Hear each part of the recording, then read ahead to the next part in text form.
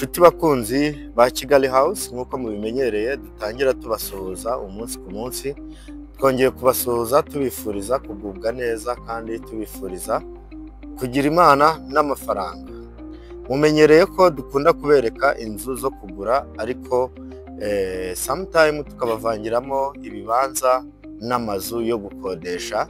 Uyu munsi rero tubazaniye apartment. Ni apartment nziza cyane zirimo ibikoresho, ni amapartment meza cyane agiye akase mu buryo bwiza cyane bugezweho, kandi afite ibyumba byiza cyane birimo ibikoresho byiza cyane. Ni apartment iri hano Kicukiro, abazi kuri Simba naho ngaho apartment yacu iherereye. Ni apartment nziza cyane iri kuri kaburimbo, iri ahantu heza cyane. Irimo apartment z'ibyumba bibiri na douche na toilette ebyiri, hakabamo apartment z'icyumba kimwe na douche na toilette ebyiri. Urumva ko ari apartment nziza cyane. Ni apartment kandi iri kuri kaburimbo. Niba rero urimo kutwumva ukeneye gukodesha inzu irimo ibikoresho nziza nk'izi ngizi z'amapartment mashyashya, yegereye aho guhahira, yegereye amasupermarket, yegereye ahantu wagurira imbuto mu buryo bworoshye, afite parking nziza cyane yisanzuye, ngira ngo murayibona parking yayo ni iyi ngiyi. Watuvugisha tukakugeza kuri izo apartment. Ugiye kugutembereza muri aya apartment, nitwe Risa, ngira ngo murabimenyereye amazina yanjye. Nitwe Risa, channel yacu ni Kigali House. Ngiye kwinjizamo rero muri ano apartment, nkwereke neza uko ameze, ugenda ureba uko akase. Ndabizi uraza kuyakunda kubera ko harimo n'ibikoresho bishya, harimo ibitanda byiza cyane, harimo salon nziza cyane. Niba urimo kutwumva ukeneye apartment, rwose iyi ni sure deal, ntize kugucika. Ariko mbere yuko twinjiramo, nabanza nkababwira ibiciro ho gatoya, kubera yuko apartment y'icyumba kimwe ku bari mu Rwanda, kubera ko twakira n'amafaranga y'amanyarwanda, ntabwo twakira amadolari, ariko wenda nakubwira nkurikije uko idolari ririmo kuvunja. Nk'amadolari icyumba kimwe yaba ari amadolari 600, iyo uvunja mu manyarwanda numva ari nk'ibihumbi 800. Hanyuma ibyumba bibiri bikaba ari tubariye nko mu madolari, yaba ari amadolari 800, ndumva ari nka miliyoni imwe, ni nka miliyoni imwe n'ibihumbi 200 cyangwa se n'120, gutyo n'utundi tuntu. Ubwo twebwe twakira amafaranga y'amanyarwanda, nuko nagira ngo nsobanurire n'abantu bari hanze batazi agaciro k'amanyarwanda, batazi uko iri nyarwanda rivunja idolari. Ariko ndumva mushobora kuba musobanukiwe, kuko ndabasobanuriye neza nkurikije aho amafaranga y'amadolari ageze n'aho amanyarwanda ari. Ndumva ari uko nguko bimeze. Ahangaha inyuma mu gikari, ngira ngo mwahabonye, hari parking. Aho iyi modoka iparitse niho umukiriya aza agaparika, agahita azamuka. Harimo umuryango uzamuka ugahita ujya hejuru. Iyi apartment yacu ifitemo esanseri, ikagiramo na esikariye. Byaterwa n'icyo ushaka gukoresha, ariko ngira ngo urabibona ko ari apartment nziza kandi nini. Ngiye kukwinjiza muri ino apartment urebe uko imeze, ntuve kuri kamera, uze kunyemerera twinjirane, nkwereke akantu ku kandi, nkwereke ibyumba uko bimeze, nkwereke ibikoresho byiza. Mutangire mu booking, dore sama yageze. Ni apartment nziza cyane iri hano kuri Simba ya Kicukiro. ku bahazi hano kuri Simba Kicukiro, naho ngaho apartment yacu iherereye. Urumva ko ari mu mujyi kabisa, navuga ko iri Kicukiro centre. Muze gucikwa rero, reka dutangire dutemberane kuri apartment yacu, murebe uko imeze. So murabibona yuko ngewe ubiyongeza ahangaha magiye kwinjira muri apartment yacu, muri no korodoro, aho ushobora kwinjira ukoresheje esanseri. Reka bari nayo mpita nkoresha. Urabona ko ari apartment nziza cyane irimo esanseri cyangwa se esikariye ku bantu bashaka gukoresha buno buryo uko ari bubiri, ngira ngo bwose burashoboka. So ahangaha rero ni muri korodoro, aho utegereje esanseri kuzamura. Ni ahantu heza cyane kandi hashyashya kuri kaburimbo principal. So nkimara kuva muri esanseri rero mpita mpinguka hano muri no korodoro nziza cyane nini. Urabibona yuko amapartment yacu agiye ari ku murongo kandi agiye akase neza cyane. Urabona ko ari ibintu biteguye neza cyane. Inshuti bakunzi ba Kigali House rero murimo kutwumva, muze mukora amabuking, amaparitema ni mashyashya batarayabatwara kubera ko ari ahantu heza cyane. Hano kuri Simba namwe murabizi ya Kicukiro kuri kaburimbo, ni ahantu heza cyane buri muntu wese yakwifuza gutura kubera ko ni hafi y'ibintu byose. So amaparitema yacu rero ni menshi, sinzi ko ndibuze kuyajyamo yose, ariko ngiye kugenda mbereka amwe namwe muri yo kubera ko agiye anakase kimwe. Ngende mbinjiza muri amwe, mugende mureba uko ameze, ariko ndabizi neza ko muri buze kuyakunda. Niba ari ubwa mbere urimo kutwumva ugeze kuri ino channel, kora subscribe kugira ngo ugende ubona ibintu byinshi bitandukanye. Ndahera muri iyi ngiyi y'ibyumba bibiri, reka mpite nkomerezaho. Ubwo tayari kandi namaze kwinjiramo, ahangaha nkaba ninjiye muri aparitema yacu ifite ibyumba bibiri. Hano duhereye ni mu gikoni, kugira ngo murahabona.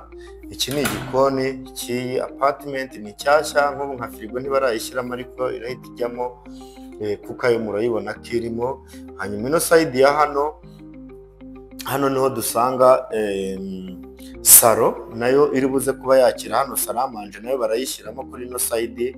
Hari umwanya wa salamanje umaze gutera intebe neza. Urabona ko ari aparitema nziza cyane. Hano ho turi ni muri salo. Iyi ngiyi rero ni yindi y'ibyumba bibiri nababwiye, irimo gukodeshwa $1,200,000 cyangwa se amadolari 800 ku bantu bari mu mahanga, ariko ukazana amadolari wayavunjishije mu manyarwanda, kuko twebwe ntidukoresha amadolari ahubwo dukoresha amafaranga y'amanyarwanda.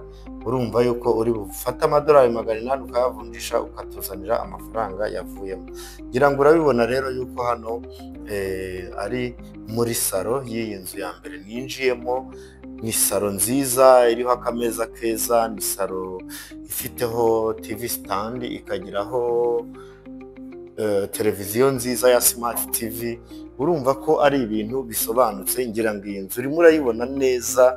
Aha ni muri salo. Niba ukeneye apartment, nyamuneka iyi nzu ntigucike kubera ko ni imari. Iyi ni yindi rero ifite 2 bedrooms. Nyamuneka mu booking, dore sama yageze. Niziri buze gutinda kubera location yazo ziri ahantu heza cyane.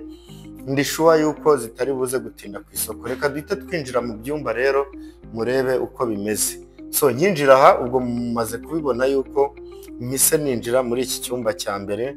Kandi ikindi kintu nayikundiye, ibyumba byose bigiye birimo douche na toilette. Ahangaha ndaza kubereka balcony kubera ko inzu zose zigiye ziriho balcony. Kambanze mbatembereze mu cyumba neza murebe. Ni icyumba cyiza gishashe neza, ngira ngo murabibona. Ibikoresho byacyo ni bishyashya, nta gushidikanya rwose. N'ahantu uza ukumva uri comfortable.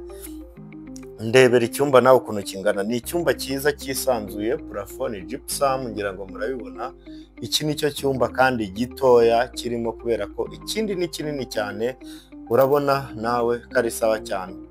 Ubwo ino side ya hano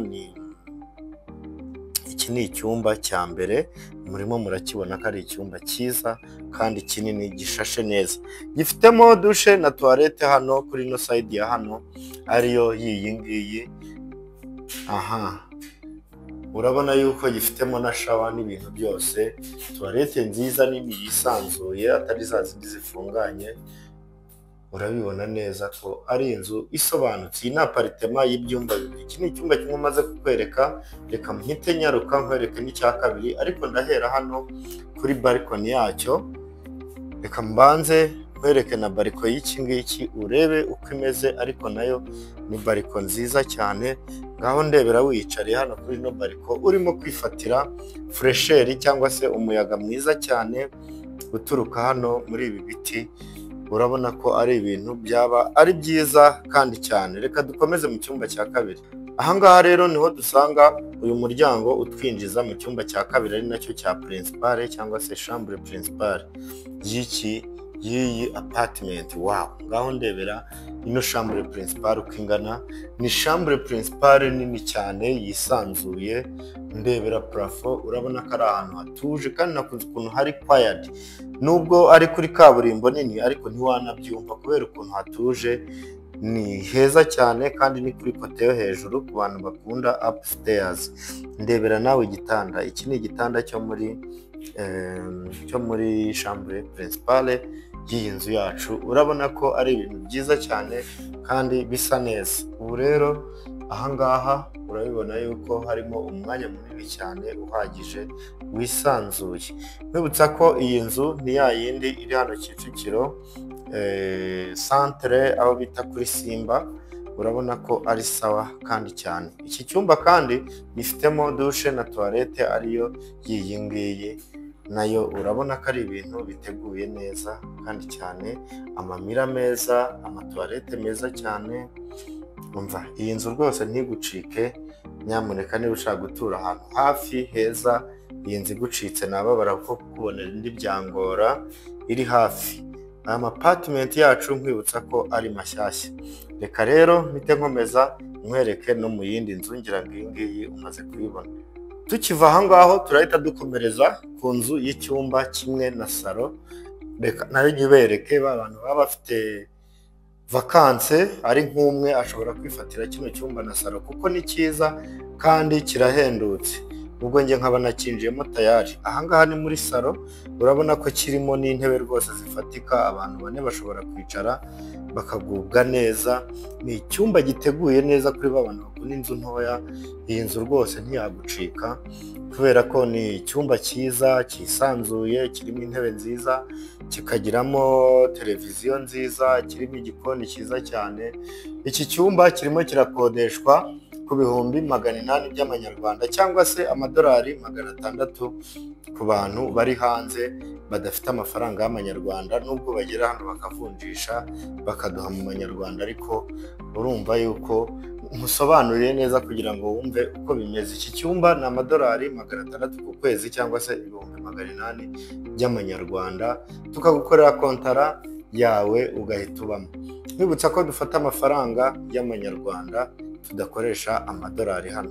So iyi ni salo rero irimo icyumba n'igikoni n'ibintu byose, ngira ngo mumwe murabibona. Reka mbinjize noneho mu cyumba nyirizina. Ubwo iki ni icyumba na salo, ni aparitema icyumba kimwe na salo ndiho nkubwire. Ifite toilette y'umuntu ushobora kuba wagusuye atari ngombwa akagera mu cyumba cyawe. Ngira ngo urabibona yuko ari sawa cyane. Ifitemo dushe na toilette, ni iyi ngiyi. Hanyuma nanone tukagira icyumba nyirizina. Aha, reka twinjirane mu cyumba cyacu aricyo cy'iki ngiki. Aha, tukaba twakigezemo. Ni icyumba cyiza gifiteho na bariko nziza cyane. Tukagiraho hano igitanda cyiza gishashe neza, giteguye neza. Urandebera ukuntu kingana, urabona ko ari icyumba cyiza kandi gisobanutse. Niba rero ushaka aparitema y'icyumba kimwe iri ahantu heza, iyi nzu igucitse rwose byambabaza. Urabizi nta handi hantu wasanga amaderuzi nk'aya ngaya, ni kuri YouTube channel yacu ariyo ya Kigali House. Mukomeze mukore subscribe, twebwe twarabyiyemeje. Uyu munsi urabona yuko uretse amazu agurishwa twabazaniye n'amaparitema, nayo bajya bakunda kuyatubaza cyane bagakomplaininga ko tutayabereka. Iki cyumba na salo gifitemo dushe na toilette mo imbere, utiriwe usohoka muri ya yindi ariyo yiyi ngiyi. Urabona ko ari dushe nziza isobanutse, isa neza, toilette nziza. Ni ibintu byiza cyane kandi biteguye neza cyane. Iki cyumba cyacu kandi gifiteho na balcony cyangwa se urubaraza. Bariko yacu ni iyi ngiyi, ngira ngo murayibona. Ni bariko nini yisanzuye, aho uba witegeye kuri Simba neza uyireba imbere yawe. Urabona ko ari bariko imeze neza cyane. Ngira ngo nkikwereka muri ino bariko urabona ko ina aparitema iri hano muri quartier nziza cyane. Tukiva muri iriya rero y'ibyumba y'icyumba kimwe, reka duhite twinjira muri iyi ngiyi n'ubundi y'ibyumba bibiri zinakase kimwe, ariko ndagira mbereka akantu gatoya k'itandukaniro rito. Urabona yuko igikoni cyayo cyo kimeze gutya. Aha, ngira ngo urabibona. Iyi ni ya yindi y'ibyumba bibiri n'ubundi. Igiciro ni kimwe na ya yindi yo nababwiye bwa mbere. Ni 1,200,000 y'amanyarwanda cyangwa se amadolari 800 ku bantu bari hanze, ariko twe tukemera amanyarwanda nyine.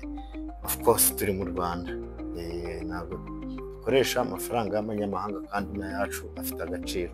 So ahangaha rero ni muri salo y'iyi ya cya cyumba kindi, urabona ko ari sawa cyane, ni salo nini yisanzuye.